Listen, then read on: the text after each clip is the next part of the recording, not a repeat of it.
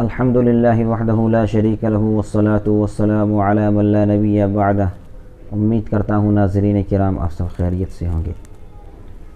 محترم ناظرین کرام، میں آپ حضرات کی خدمت میں ایک مسئلہ لے کر حاضر ہوا ہوں۔ یہ مسئلہ خاص طور سے ائمہ حضرات کے لیے ہے،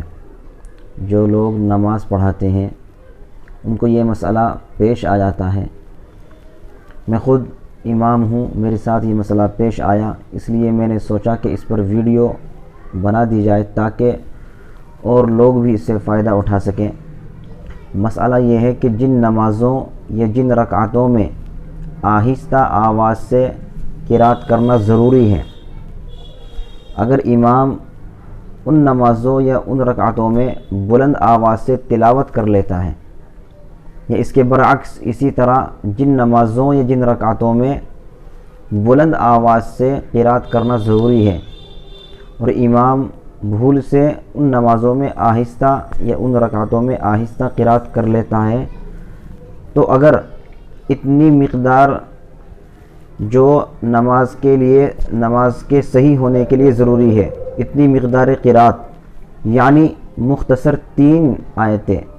تین چھوٹی آیتیں یا ایک لمبی آیت، اگر وہ نماز جس میں آہستہ آواز کرنا ضروری ہے، مثلا عصر کی نماز یا ظہر کی نماز، ان نمازوں میں امام اگر بھول سے بلند آواز سے تلاوت کر لیتا ہے اور تلاوت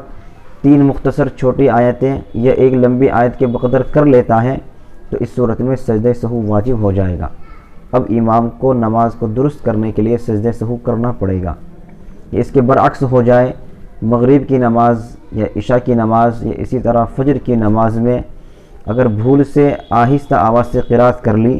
اور قرات اتنی کر لی کہ تین چھوٹی آیتیں یا ایک لمبی آیت کے بقدر قرات کر لی یا اس سے زیادہ کر لی، تو اس صورت میں بھی سجدہ سہو واجب ہو جائے گا۔ لیکن اگر اس سے کم قرات کی، ایک دو کلمہ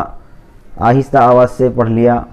جن نمازوں میں زور سے پڑھنا تھا، یا جس نماز میں بلند آواز سے قرات کرنی سی آہستہ آواز سے کر لی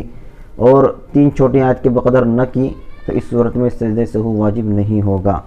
اللہ تبارک و تعالی ہمیں دین کی صحیح سمجھ عطا فرمائے۔ وآخر دعوانا ان الحمد للہ رب العالمین۔